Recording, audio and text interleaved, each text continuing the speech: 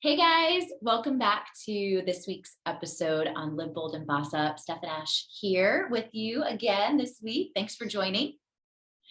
We speak with Dr. Abby Hamilton this week. She's really inspirational. She has been on TED Talks. She is also speaking at colleges, and she has a few speech engagements that are really huge coming up. And we have the pleasure of having her on our podcast here. And she's really going to dive into finding your voice and breaking those cultural norms. And I'm really excited to hear what she has to say. Yeah, she's amazing. Thank you for joining us, Dr. Abby Hamilton. Yes, thank you so much. Yes, thanks for having me. Yeah, so we were talking before, and your story is just so inspiring on how you got into speaking. You're so great at it. So tell us a little bit about your how and your why and how you got to do these TED Talks and your speaking engagements that you're now doing. Yeah, it is crazy. But I'll just start off saying, I'm a second generation Filipino-American, which means that my parents came from the Philippines and they moved here and then they had me. Okay. And so I was born in New York and moved to Florida, and they raised me really strongly in the Filipino values, which is exactly what a lot of Asian culture has, which is just be quiet, stay low profile, keep your head low, be humble and obedient and respectful. That was the way that I could be a good girl. And so that's what I wanted to always be. And over time, I found that it was not a good fit for this society if you want to get anywhere. And I talk in my TED Talk about the experience with my boss who said, no, I wouldn't have done it that way. And I knew in my mind, this is the only good way. It's almost like, no, I don't want you to go out and step out in traffic. This is the smart thing to do. And I asserted myself and I was like, no, it has to be this way. And in that moment, I felt like I have a brain, I'm smart too. And I don't have to just always go obey and do whatever everyone else tells me to do, because I'm there for the good of the company too. I'm looking out for the right thing. So I have always been like that, analyzing my lack of strength and my lack of assertiveness. And then finally, when I went to go do my PhD, I decided to do a study. And I did this study on 473 Filipino-Americans in 35 states in the US, and found that the more we hold on to our cultural values, or our interpersonal norms is what they call it, our Filipino interpersonal norms, the less assertive we are. So I wanted to do that so that I could prove that, hey, you guys, we need to do something about it. We need to notice what we've learned, and we need to bridge the gap so we can get anywhere in this world. So the title of my dissertation was investigating the bamboo ceiling, which is the invisible barrier for Asian Americans when we're trying to reach higher levels in our company and we can't. So it's like the glass ceiling for Asians. Yeah. So when I presented my results to a whole bunch of people on a Zoom to tell them about this was the result of my study, they all said, Dr. Abby, what should we do? Lead us, guide us, tell us. And I'm like, yikes, I don't know what to do. I don't know. Don't ask me. And then I realized this is my role. I mean, with all the hundreds of people, well, there was 150 people on that Zoom, I realized I have a role to guide everyone. So I've been doing a whole bunch of videos on assertiveness. I am writing a book called Speak Up Anak, which means speak up child, which is like triggering for so many people because they're like, no one ever told us to speak up. I do YouTube videos and daily videos on Instagram and Facebook, and even some TikTok videos all about assertiveness. And that's actually how someone found me to do a TED Talk here in Tampa. And I've been able to put my message up on the TEDx stage. It's on YouTube now. And I have another one coming, and it's actually called Powering Through the Bamboo Ceiling. That's going to be, that TEDx is on April 8th. So I'm really excited about getting this message out there so that we realize we can find our voice. Right. No, I love this topic because I feel like it resonates with so many women in general, because women for so long have been told to, you know, be obedient, not speak up, because then we're seen as like, you know, bitchy or whatever. Like, it's not a way to bossy. Yes. Yeah. We want to boss up. We don't want to be bossy. But yeah, so I love this topic, and so many people can relate to you and can take what the story that you're trying to lay out of it and apply it to their life. And what you said about, you know, looking bossy when you're being assertive, actually assertiveness is a way that you speak that is firm and strong, but still calm and respectful. You stay composed. And I always like to think of like Claire Huxtable on the Cosby Show. She was like she always looked so elegant and stylish and so composed. And she was like, I think that is what you want to do. You know, like she would say something like, are you going to tell me that this is what you're choosing not to do? You know, like very like stick it to them, but with such class. And I mean, I speak about respectful assertiveness and techniques where you realize that you're, like, for example, asking your boss for a raise, not from a perspective of being entitled, but because you know you work hard. You know that you are out for the company's best interest, and that raise is related to that, not related to what you deserve and, you know, what you're entitled to and it's not a negative thing. You see what I'm saying? And in every interaction with a child, I have grown children now, so a child, your husband, your boyfriend, your mom, your sister, a coworker, every interaction, if it's based on something that is, you know, smart, important, kind, those things you should assert for, because you're being kind, for goodness sake. Why shouldn't you assert yourself to tell someone, no, don't step out in that traffic? You know, you should never feel bad. And you should learn that you're doing it from your heart. So yeah, that's the way to do it the right way so that you don't feel bossy. Yeah. What are some tips or advice that you would give someone who maybe going to ask their boss for a raise, or, you know, doing something that they may be unsure about because they don't want to come across the wrong way or come across too bossy or whatever? What advice would you give to a woman or anyone who needs that courage to do that in the right way? So I have this little theory, and it's so funny because I made this up. And then I heard Tony Robbins talk about it, and I was like, he stole that from me. But actually, it's his is a little bit different. But my theory is that, you know, with tennis, you're on the opposite sides of the net, right? And you hit the ball and you hit the ball and you hit the ball, and a lot of times when we're like, and you need to give me a raise, you know, and you need to quit doing this.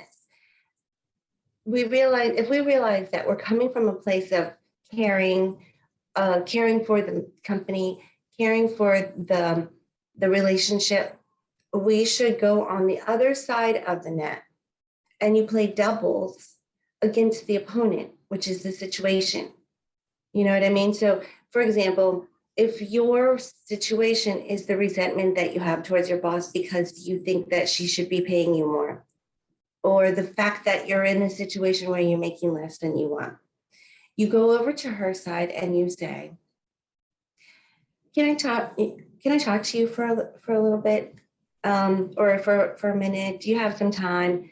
And then you share with her what you really like about the position. What do you like about being on this team? I have really grown in this time, and I know that I've been able to learn some great things and really improve in my department.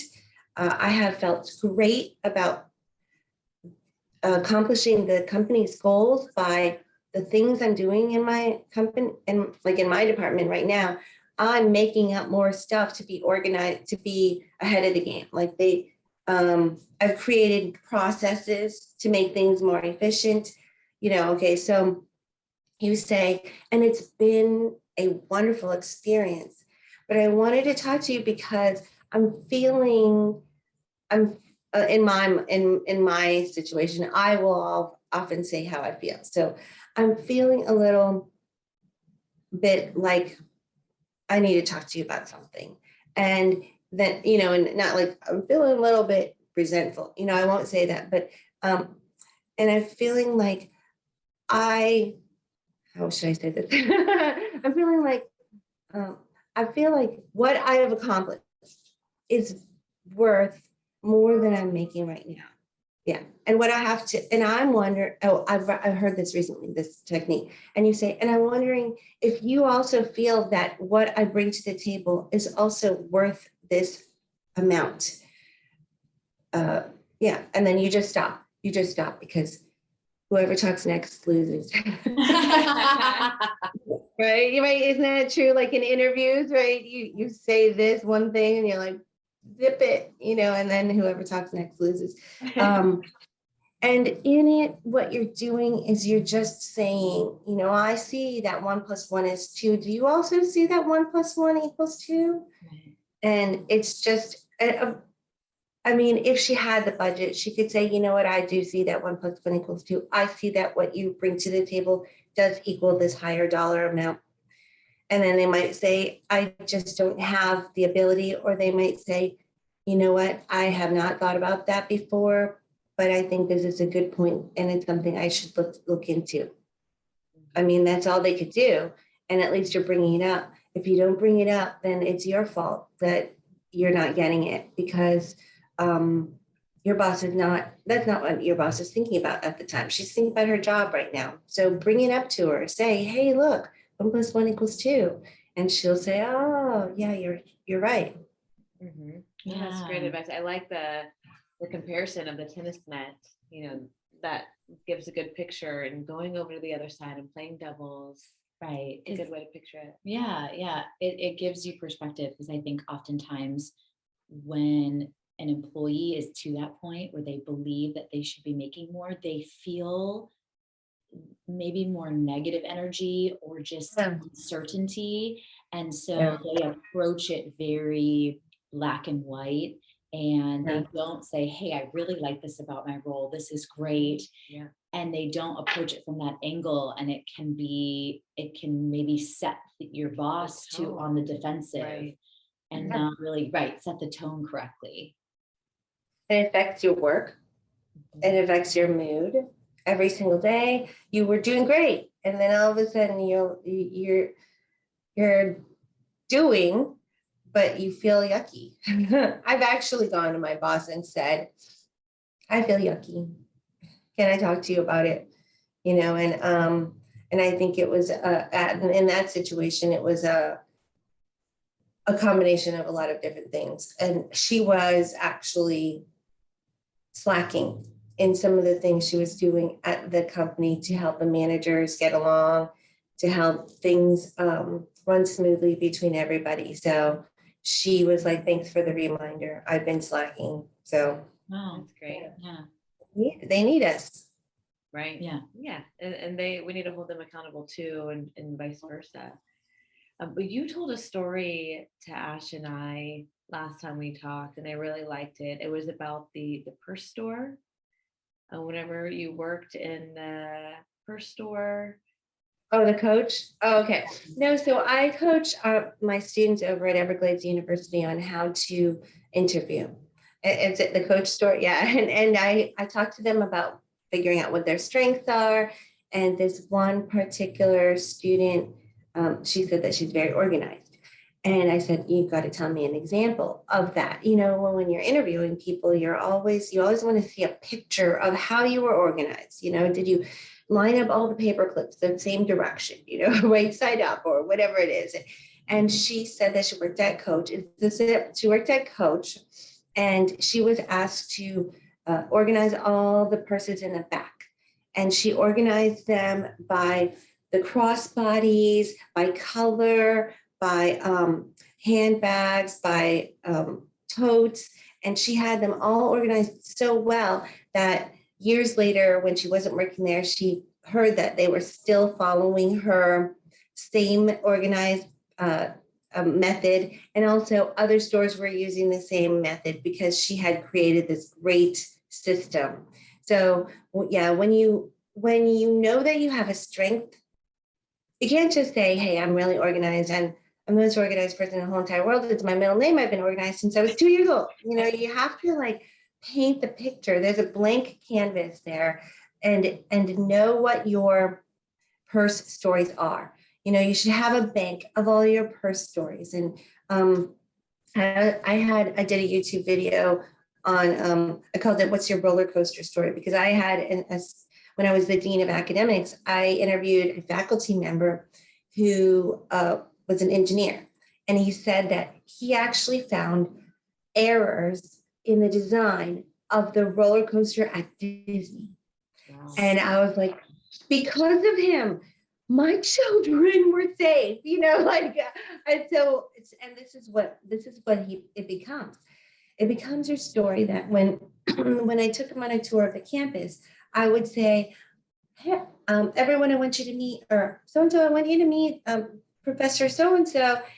Do you know that he found errors in the design of that roller coaster at Disney? And they're like, I've been on that roller coaster, and then we go down the hall and I tell the same story. Do you know that and so that's the roller coaster story. We need to stand up for all the good things that we ever did. Create your little bank so that you can be like, hello, my name is Abby Hamilton, the roller coaster queen, the Coach purse queen.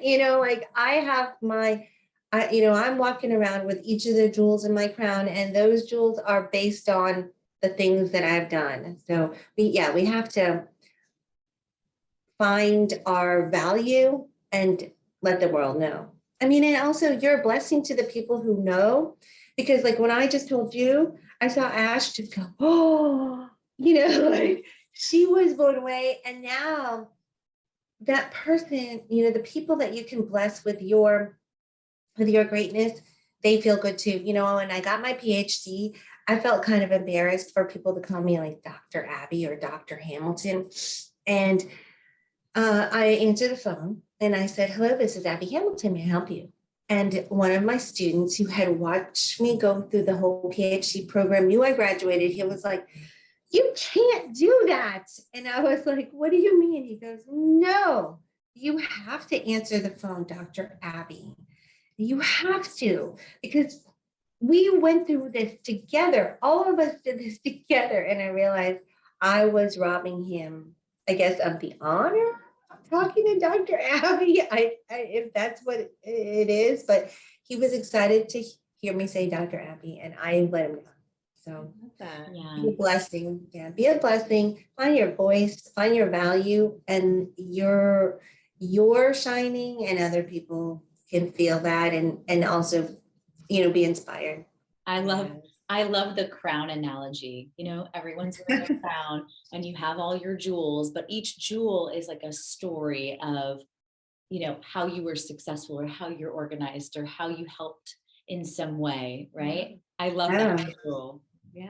Or even a badge, a coat with badges on it. Those are your badges you earned. So wear them wear them proudly. Yeah. I think one thing, Dr. Abby, that I love so much about you is just your ability to connect with others and share stories. You're such a great, everyone can relate to you because you're such a great storyteller and relater that everyone's like, yes, I get that. I can connect and I can apply it to my life. So it's you know where that came from? Can I jump in and just tell you where that came from? Okay, so my dad was a bishop and he was a pastor, he was a preacher. So he preached, and every single Sunday we would listen to it, and the three of us children would listen to his sermon. And of course, you love the stories. Over time, I started to feel like, did you ever watch that movie Click? Yes. With Adam Sandler. So I always have this in my mind, whenever I hear a preacher, I feel like I'm going to click pause and then jump up on stage and say, he's kind of talking about when you go to Walmart and you talk to the cashier and how you have that opportunity. And do you actually talk to her? Do you say good morning to her? Or do you just kind of pay and leave? That's what he's talking about. And then I want to run down and then click play. And because I kind of want to feel how does that really apply? So many people they preach, or they even motivational speaking, they talk about concepts, but I need you to break it down for me. I need you to tell me exactly, is it in the Walmart checkout line? Is it when someone cuts you off in traffic? And then you have to say on the Veterans Expressway, right by Waters Avenue, when you're brushing your teeth, because that's when things happen, when you're brushing your teeth, what's happening right there, everyone brushes their teeth. And then you change that. I was a school teacher. And when I was a school teacher, I used to do the same thing for them. Whenever I taught something, I would have to bring it down to the real example. So that it was, I was a school teacher for middle schoolers. Middle schoolers, you don't have their attention for anything. So to make these little stories, they'd be like, wait, what's she talking about? And then, is she talking about American Idol? And I would say, yes, I am. Let's go there. Let's talk about American Idol and how it's history in the making, and it's society, it's building society and things like that. And then it was more real. I want real teaching, real learning. I want to mess people's brains up. Mess you up so that you're like, I can never brush my teeth the same way again, and because if you leave everyone where they're like, oh, isn't that nice, and then they leave, then you did nothing. That's what I feel. I love it. So what's next for you? I know you said you have some big things coming up, some speaking engagements. Anything you can share? Yeah, well, it's so crazy because I really was haven't been a speaker. I teach the leadership seminars at my university. I will speak every once in a while for a Rotary, or I have, last year I spoke at a few college conferences virtually, and then an affinity group for a large company nationwide. But since my last TED Talk, I've been getting calls. So weird. I've been getting calls, and I had a coach last November. I paid a coach to help me. What did he say? He was going to package my offering, right? And so he taught me how to say my starting fee for an hour presentation is, and I was like, oh my gosh, literally that was five times as much as what I was asked. I wasn't even asking for 5 times the largest amount I had ever been paid. Okay. So, and I already have two companies who have agreed to that. And I'm blown away. I don't want to share the amount, but let me just tell you, it's ridiculous. That's amazing. Yeah, it's crazy. But they say, if you can afford yourself and you're not charging enough. Have you heard that before? I thought that was pretty cool, because I definitely could not afford myself if that was the amount. But I know now that I bring value, and I know that a lot of companies are needing this kind of speaking, not just boring lectures, not just concepts and theories and research, but research and theories with the stories. And so if I can And if I can offer that to anybody and to really mess them up and mess up their people, then let's do it, And I haven't started advertising yet. This is all word of mouth, the leads I've gotten so far. I'm afraid if I start advertising, it could really get crazy, but it's, I have to pace myself because I still am working full time. I am working on my book. I have a lot of people who are like, oh my gosh, finish the book already, because I don't know what to do with my mom right now. I can't speak up for myself. A lot of people are still stuck in that, and they're waiting for the book. Gosh, that's a lot of pressure, but I can't wait. I am, I'm, I'm a little nervous about the TEDx that I'm doing on April 8th, because I only had 2 months to practice. Last time I had like 5 months to practice. So it's going to come easier and easier to you as you do, yeah, for sure. Yeah, but I think that was a really important note that you mentioned, Dr. Abby. So you said you had to say it out loud. You had to practice. This is what I start my fee at for a speaking engagement. And I think that's very key, because when we talk about affirmations, or just really planning out your what you're going to do next week, or your future, whether it's near or far, you have to be very specific in what you want and what you need. And so that's just a huge, I think, a huge value add right there, just having to even say that sentence. Yeah. What you said about affirmations, it's along the same lines as manifestation. I only just in the past, probably last January 2021 is when I really started hearing a lot about manifestation. Do you guys know a lot about that? On January 17th, I actually wrote in a vision journal, like a vision board, but it was a journal. I was part of this group, and it's so funny. I got invited to this Zoom, and the Zoom was about vision journals, and I was like, oh, I'm gonna go to that. And I found out that what it was you were supposed to sign up for it, and then you were going to get a PDF document or a Word document, something like that. And during the Zoom, the lady just said, okay, we're going to go ahead and get started with section 1. All right, I'm going to play some nice music as we do it. And then I was like, what are we doing? And then she's like, in your email, you have the PDF. So we just listened to this on the Zoom. We watched the top of each other's heads while we just typed our vision journal. And I didn't know I was doing that, but that happened. And then in the vision journal, I wrote, I will be doing a TEDx talk this year.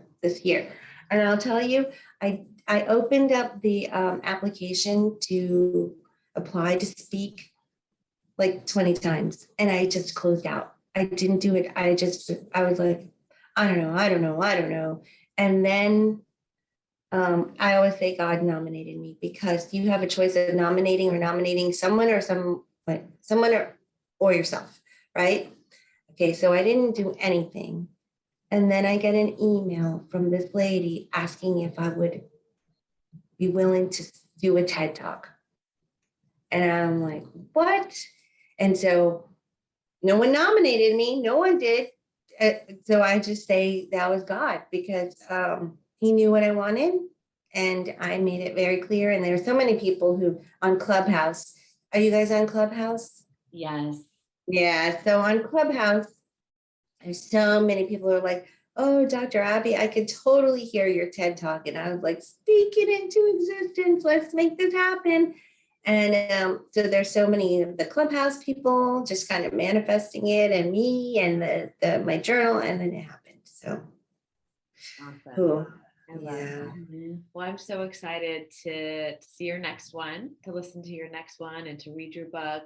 We can share your previous TEDx talk on our show notes on the podcast, and anything else that you would like to share as well. And if anyone has questions for Dr. Abby, you can email us at liveboldandbossup@gmail.com. And I'm so excited for you. You have such great energy and you're amazing. So and where is your next TED Talk? You said April 8th. It's going to be in the Tampa Bay area. Where is that? It's not in the Tampa Bay area. It is in Phoenix, Arizona. Yeah, I've never been to Phoenix, Arizona ever. So it's at TEDx Grand Canyon University. Wow. Okay. Well, for those of you who are in that area and you want to stop by, she'll be there. Yeah. This has been wonderful. Thank you so much, Dr. Abby. Yes. Yeah. Thank you so much. And congratulations too on just living bold and bossing up and making this podcast and making it available to all those people who really needed it. And I know that's why you did it. Thank you for letting me be part of it. And just let me know if there's anything else you all need. Thank you. Thank you so much. And until next time, everyone, live bold and boss up.